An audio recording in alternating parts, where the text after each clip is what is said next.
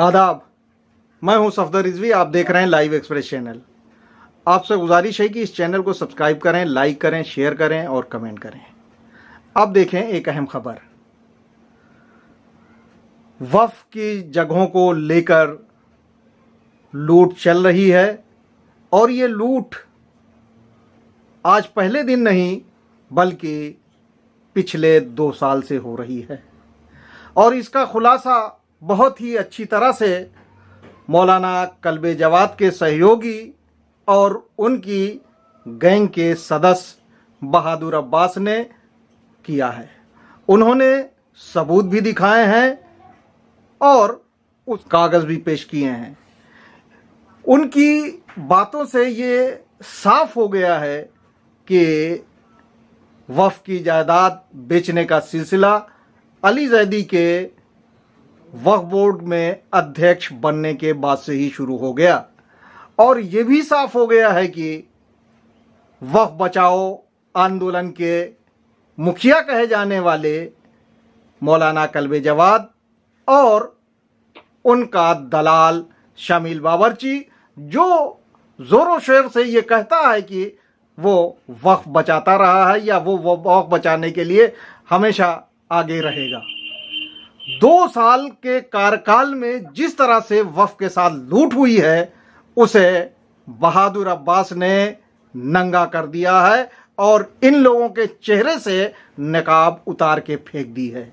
जफर रिजवी जो फर्रुखाबाद के एक मशहूर वकील हैं, सामाजिक कार्यकर्ता हैं, उन्होंने अपनी जिंदगी वक्फ को बचाने में खपा दी। वो यही आरोप लगाते रहे हैं पिछले 2 साल से कि वक्फ की जगहों को वक्फ बोर्ड बिकवा रहा है, कब्जा कर रहा है, लेन देन कर रहा है।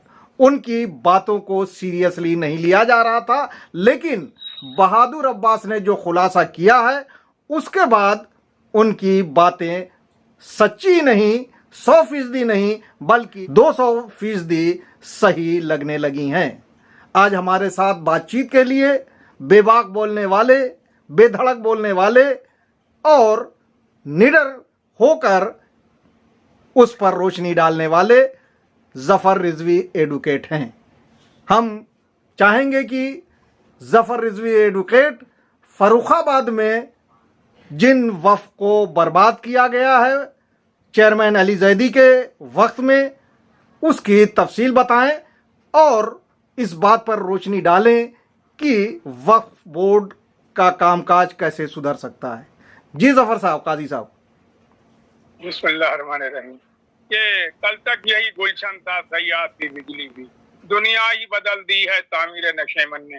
चेयरमैन शिया वक्फ बोर्ड का वसीम रिजवी को हटाने के लिए कल्बे जवाद साहब सड़कों पे उतरे, मुख्यमंत्री के पास गए, प्रधानमंत्री पास गए, राजनाथ सिंह से दुआई दी और हाथ उठा उठा के दुआ मांगते थे ये गारत हो जाए तो मैं वक्फों को बचाऊंगा। जब वो आए तो उससे ज्यादा खराब हालत में आए, अपने दामाद को उन्होंने चेयरमैन बनवा दिया और ये नवंबर 2021 में बने और उसी दिन से वक्फों का मोल तोल शुरू हो गया। न किसी ने बचाया है न रोका है। जब मैंने इनसे कहा कि ये वक्फों की हालत फर्रुखाबाद के खराब है तो कहले मैं उसको दुरुस्त करूंगा, मैं आऊंगा। मुझसे वायदा किया था, लिहाजा ये 8 जनवरी 2022 को प्रोटोकॉल पर मेरे घर आए। जब ये आए अली जैदी साहब तो इनके साथ स्टाफ आया था और इन लोगों ने कहा मुझे खाना अच्छा खिलाइएगा। उनके शकील ने, बावर्ची ने और वजीर हसन इंस्पेक्टर हुआ करते थे वो, और पूरा कागज इकट्ठा था। मैं ऐसा खिलाऊंगा जो आप याद रखिएगा। तो मैंने खाने का तो इंतजाम इनके किया। मैंने वो सुन्नत रसूल की अदा की कि ऐलान नबूवत के बेइज्जत के ऐलान से पहले रसूल ने अपने दुम्बे काट के खिला दिए, ऊंट खिला दिया कौम कुरैश को। तो मैंने भी इनको अच्छा खाना खिलाने का तहैया कर लिया, बोर्ची लगवा के, खाना पकवा के इनको खिलवाया। और लेकिन उसके बाद भी मुझे नहीं मालूम था ये कौन सा खाना खाना चाहते हैं। ये खाना ये चाहते थे कि मुझे वक्फों को खाने को मिल जाए, वो हम नहीं दे पाए। इन्होंने सबसे पहले आते ही आते जिस वक्फ का मुआयना किया, वक्फ नंबर 189, जो नवाब विलायती बेगम साहिबा, जो कि नवाब तजम्मुल हुसैन खां की बेटी थी, उनका वक्फ था, जो 9 करोड़ में इनके जमाने में बिका था। उसमें ये पत्ती लेने आए थे, मुतवल्ली तो वहां मौजूद नहीं था, उसकी बहनों ने इन्हें खपटा लिया और मारने को दौड़ पड़ी। ये वहां जान बचा के भागे, हमने इनको बचा लिया था, वरना उस दिन बेइज्जती होती। हमारे यहाँ प्रोटोकॉल पे हमारे यहाँ आए थे, मैं मेजबान था, ये मेरे मेहमान थे, लेकिन मुझे नहीं मालूम था इनकी नीयत में खोट है। वो खोट को खोट पहचानता है, चोर को चोर अच्छा पहचानता है। वो वक्त बेचने वालियों के भाई बहन ने पहचान लिया, इनको मारने को दौड़े। यह हिस्सा लेने गए थे, मुझे मालूम नहीं था। और जो खड़े थे सामने, उन्होंने 53 लाख रुपया उन्होंने लिया था, वो उन्हें बाद में वापस करना पड़ा। ये हाल है इस वक्त का।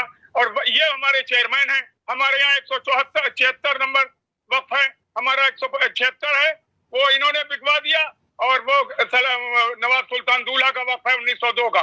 और 181 नंबर वक्फ है नवाब दैबुन्निसा बेगम का 1893 का। और हमारा 75 नंबर वक्फ हकीम सैयद अकबर हुसैन का इमामबाड़ा तहखाने में इन्होंने तहस नहस करवा दिया।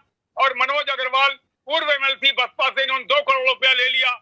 और यही वजह है कि 17 जून 2023 से वो खोद रहा है, तहखाना तक खोल के उसने तहस नहस कर दिया। और इसकी वजह से मैंने 15 सितंबर 2023 से लेकर 17 सितंबर 2023 तक 3 दिन का धरना प्रदर्शन दिया। और मुख्यमंत्री को ज्ञापन हमने भेजा तहसीलदार की मार्फत। और वहां मैंने टाउन हॉल पे, वहीं नगर पालिका के दफ्तर में उनकी मूर्ति है गांधी जी की, उसी के नीचे धरना दिया था। वहां मेरे हमदर्द लोग सब इकट्ठा हुए थे। उसमें इनके दलाल शमीम नकवी आए थे और उन्होंने खलबंडल पैदा करना चाहा था। फिर वो अल्पसंख्यक कल्याण अधिकारी डीएमओ के पास गए, क्या मैं वक्फ बोर्ड का उनका सेक्रेटरी हूँ प्राइवेट, ये है, मुझे बताइए उसमें क्या कर रहे हैं। उसमें उन्होंने कहा मैं आपको जानता नहीं हूँ, आप उनकी आइडेंटिटी बताइए। तो ये बता नहीं पाए। और उन्होंने कहा मैं तो जुगनू को जानता हूँ और काजी साहब को जानता हूँ, आपको नहीं जानता हूँ। जो मुतवल्ली है उनको जानता हूँ, उनके पैरोकार को जानता हूँ, आपको नहीं जानता हूँ, आपको कुछ नहीं भाई। आप आइडेंटिटी दीजिए। जब डीएमओ को हम भेज चुके हैं लिख करके, वहां वक्फ बोर्ड को भेज चुके हैं और शिया वक्फ बोर्ड ने कुछ नहीं किया। इंदिरा भवन में भेज चुका हूँ। आप कौन होते हैं? आप क्या तो भेज चुके हैं। अगर आप वहां उनके सेक्रेटरी थे या वक्फ बोर्ड के कोई कारिंदे हैं, चपरासी हैं, तो आप वहां जाके देखिए। हमसे पूछने का आपको कोई अख्तियार नहीं। हम गवर्नमेंट के नुमाइंदे हैं और गवर्नमेंट ने जो हमको काम सौंपा है वो हम बखूबी कर रहे हैं। आपसे कोई मतलब नहीं। दूसरा वक्फ नवाब शाकिर अली खां का, वही पूर्व एमएलसी ने 1892 का वक्फ है नवाब शाकिर अली खां का, वो उसने 3 करोड़ रुपए में खरीद लिया, जबकि 14 करोड़ जायदाद की कीमत है। मैंने इनको दिखाया, उसमें भी इन्होंने कार्रवाई नहीं की थी। और उसके बाद दूसरा वक्फ उसी का 1186 और 1187 2 खसरे हैं नवाब शाकिर अली खां के। एक है 1 एकड़ 78 डेसिमिल और दूसरा है 41 डेसिमिल। दोनों को बाबू सिंह यादव ने खरीद कर डिग्री कॉलेज बना दिया। हमने इनको दिखाया था। और वो मुतवल्ली जो है वो इनका रिश्तेदार, इनके भाई का चचाजाद साला होता है, क्या होता है, उसकी वहाँ जलाली जिला अलीगढ़ में ससुराल है। और उस रिश्ते से इन्होंने रिश्तेदारी निभाई, अकरूबा परवरी, जैसे हजरत उस्मान ने माविया से निभाई थी। बनी उमैया का होने की वजह से इन्होंने उस वक्त को नहीं देखा। न मुतवल्ली ने 52 की कार्रवाई की, न इन्होंने 54 की कार्रवाई की। कोई कार्रवाई नहीं की, वो बिल्डिंग बन के खड़ी हो गई। और दूसरे उसने खरीद लिया। ये वक्त हमारे यहाँ का बर्बाद हुआ। बिल्किस जमानिया का वक्त इन्होंने डिलीट कर दिया। 56 का है, 12 दरी का, 12 इमामों को मानने वाले नवाब खादिम हुसैन खां के मकबरे पे लोगों ने कब्जा कर लिया। उनकी एकड़ों जमीन जायदाद सबसे तहस नहस हो रही। अभी मैं डीएमओ को लेके गया था फरवरी में और उसके खिलाफ कार्रवाई के लिए लिखा गया और उसने बड़े बड़े दरख्त काट दिए। डीएफओ को लिखा गया और थानेदार वगैरह सब गए थे, मौका मुआयना हुआ, लेकिन वक्फ बोर्ड के कान पे जू नहीं लगी। इन्होंने सारे वक्फ डिलीट कर दिया। हाजी नाजी का असद अली शाह के नाम से मोहल्ला है, असद अली शाह, बाबर अली शाह का वक्फ इन्होंने डिलीट कर दिया। और इन्होंने इसलिए वहां अहले तसन्नुन को 4 का अपॉइंटमेंट किया है कि बनी उमैया का खून उनमें है, वही डिलीट कर सकते हैं। शिया वक्फ बोर्ड के लोग जितने भी हैं बेईमान तो जरूर हैं, लेकिन इमाम हुसैन के कहर से डरते हैं, गजब से वो इसको डिलीट नहीं करते। लिहाजा 4 का अपॉइंटमेंट इन्होंने किया है, जिसमें एक खातून भी है सुन्नी, और वो वक्फ दफा 37 को डिलीट करने के लिए इनको पावर है, दुरुस्त करने की सेक्शन 41 में, लेकिन डिलीट नहीं कर सकते हैं, अमेंडमेंट कर सकते हैं। अगर 14 छूट गई है, खतरा नंबर छूट गया है, 14 सही कर सकते हैं, ये कर सकते हैं। लेकिन इन्होंने डिलीट करना शुरू कर दिया, इससे इनकी नियत साबित है। इन्होंने बेच दिया, बिकवा दिया वक्त फरखाबाद। काजी साहब देखिए, किसी इम्प्लाई को कुछ बुरा भला नहीं कहा जाना चाहिए, क्योंकि उसका कोई कसूर नहीं है। वो तो उससे काम लिया जा रहा है, उसको पैसा दिया जा रहा है। काम लेने वाला गलत है ना। अगर कोई काम लेने वाला, तो आपको, मैं एम्प्लॉय को बुरा नहीं कह रहा, मैं ये कह रहा हूँ इन्होंने अपॉइंटमेंट कैसे कर लिया सुन्नियों के शिया सेंट्रल वक्फ बोर्ड में, जबकि सुन्नी सेंट्रल वक्फ बोर्ड एक चपरासी तक शिया नहीं है। इन्होंने कौन सी खर्चगाली की? इसीलिए इनकी बदनीयती थी। शिया वक्फ बोर्ड के एम्प्लॉय कोई भी डिलीट करने को तैयार नहीं थे और वो इनके खिलाफ करते कार्रवाई। और ये बोर्ड का चेयरमैन खराब है और उसके जितने हमदर्द हैं, जो सरपरस्त कहते हैं, जो उनके ससुर हैं, जो उनके ससुर के फुफाजाद भाई हैं, वो बावर्ची और ये शमीम नकवी जो है, ये इनके दलाल हैं। ये पूरे उत्तर प्रदेश में घूम घूम के यहाँ से बंबई तक जाते हैं और इनके लिए ढूंढ ढूंढ के बटेरे लाते हैं कि कैसे फांस के किस मुतवल्ली कहाँ से फांसा जाए। और रिजवान मुस्तफा नाम का बाराबंकी का वक्फ पे काबिज है, उसके खिलाफ वो इनकी शरण में आ गया। वो लोगों को धमकी देता है, वो गुंडा है, अपराधी है, जेल काट चुका है।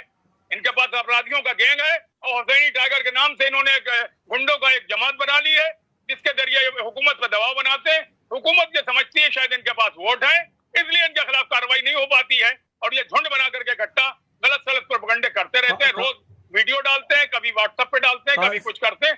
खत गलत है। कल हजरत अब्बास की दरगाह में वही क्या नाम, बिल्कुल ही नहीं, कदम के नीचे रुस्तम नगर में एक लड़के को चोरी करते पकड़ा गया गोलक से। तो बताइए मीसम रिजवी क्या कर रहे थे उसके मुतवल्ली, और उसको लात घूंसो से हमारा कमजोर, अगर वो मर जाए तो क्या होगा।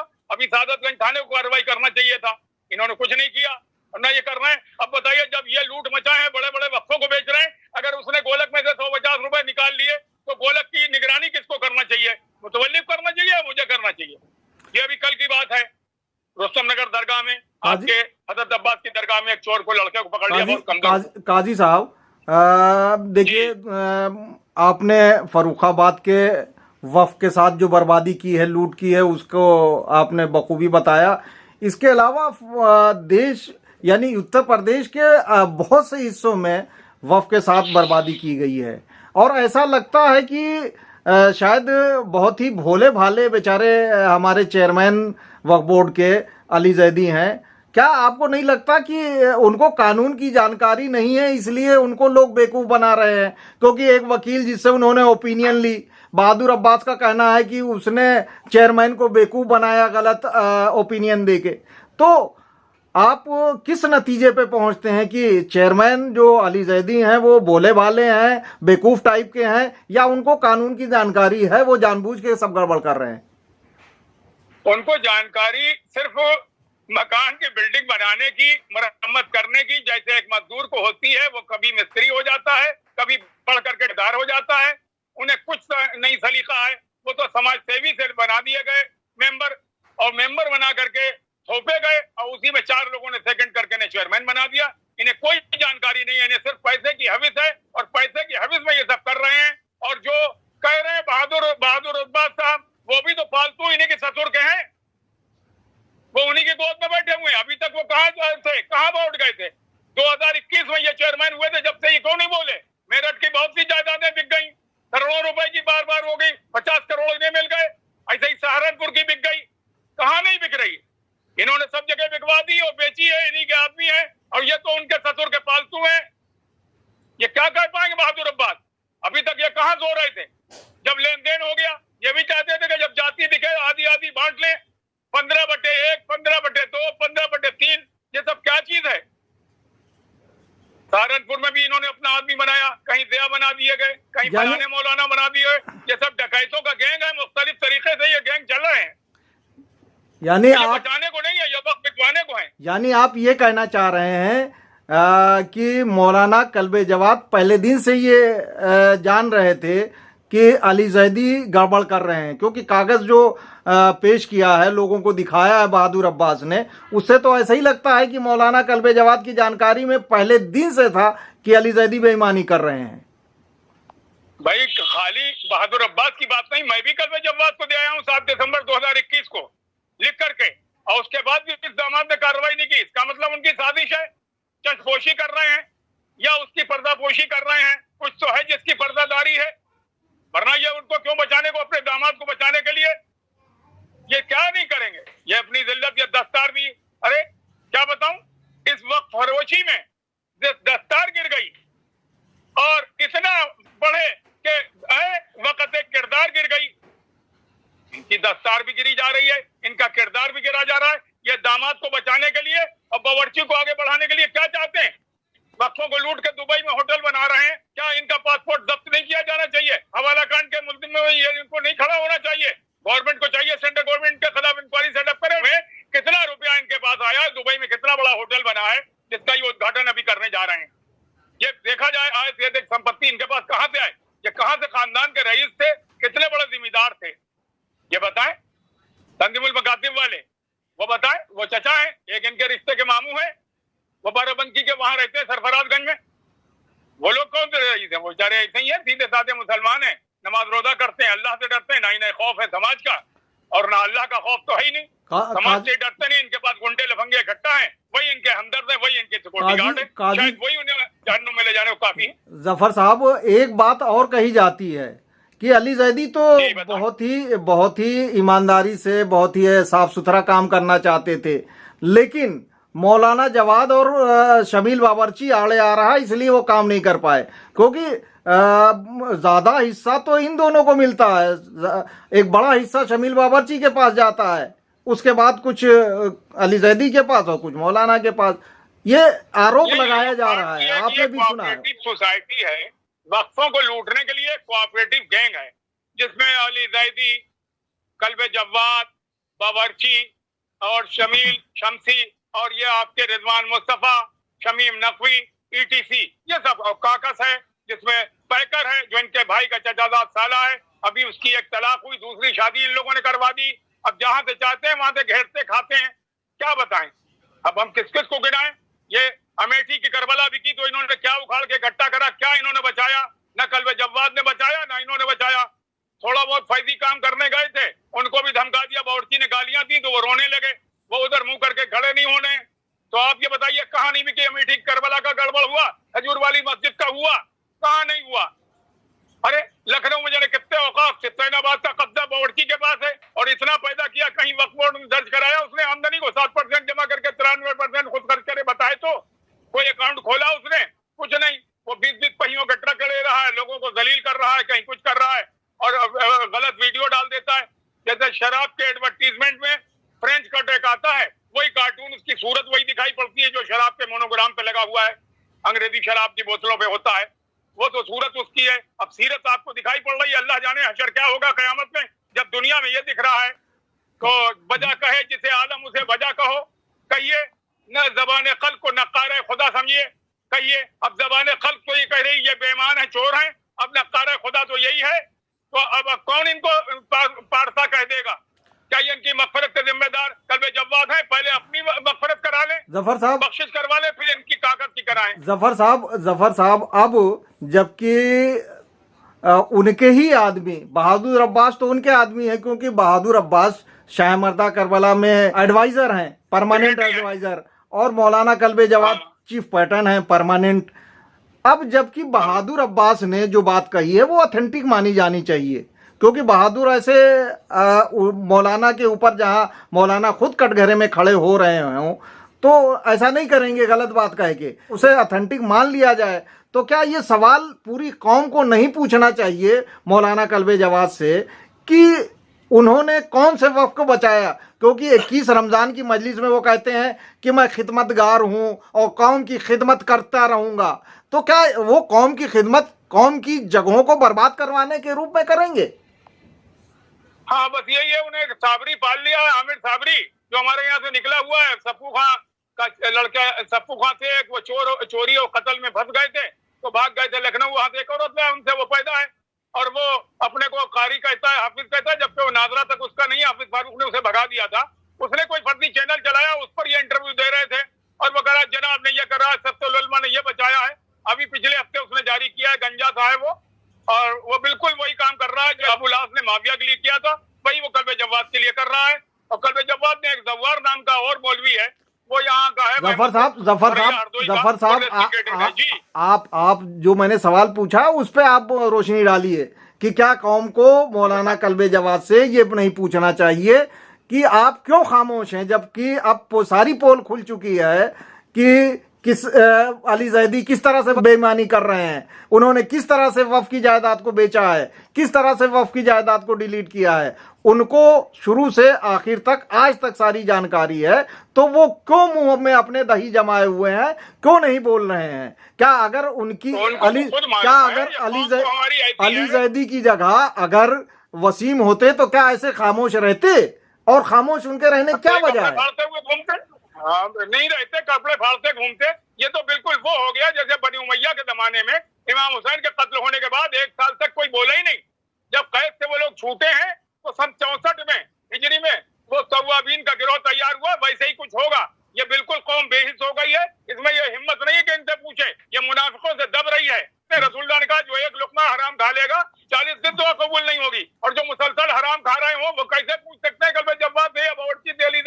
हैं। जफर साहब, जहां तक अंजुमनों का सवाल है, अंजुमनों ने पूरी तरह से मौलाना कल्बे जवाद का साथ दिया था, जिसकी वजह से मौलाना कल्बे जवाद बने, उनका चारों तरफ डंका पीटा।